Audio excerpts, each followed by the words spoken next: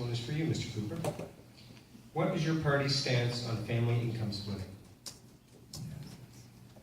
It's all about fair taxation. And unless we have fair taxation, we cannot have a fair Canada.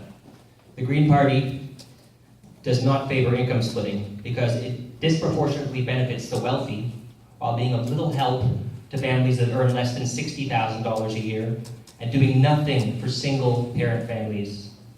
Furthermore, and most importantly, it undermines the government's ability to generate the revenue that it needs to provide the services that Canadians want and expect, as well as the government's ability to provide adequate assistance to low-income families. That ought to be the priority, not benefiting the rich at the expense of the poor. Thank you, Mr. Morris.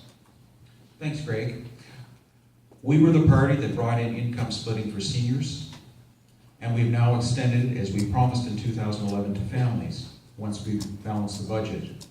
And this recognizes the contribution of the spouse who may have or may choose to stay at home. That contribution is real, and it should be recognized by the government.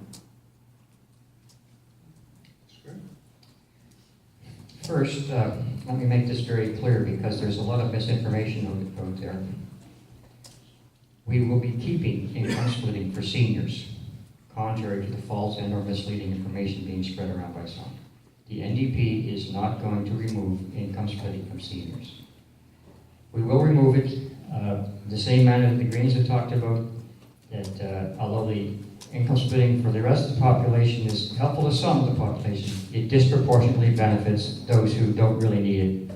And at too great a fiscal cost. It's about choices. There are better programs to fund, for example, pharmacare. Thank you. Mr. Bryson. The Liberal Party supports pension income splitting for seniors. We don't support Harper's new scheme, which costs $2 billion per year and only benefits 15% of the wealthiest Canadian families. It does nothing for 85% of Canadian families. It doesn't do anything for single parents, who are among the most vulnerable families. It does nothing for low-income working parents who both make approximately the same amount of money. That's the reality in a lot of our communities here.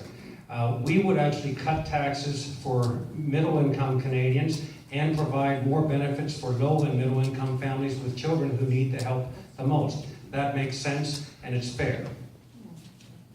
Thank you, Mr. Bryson. Okay, our next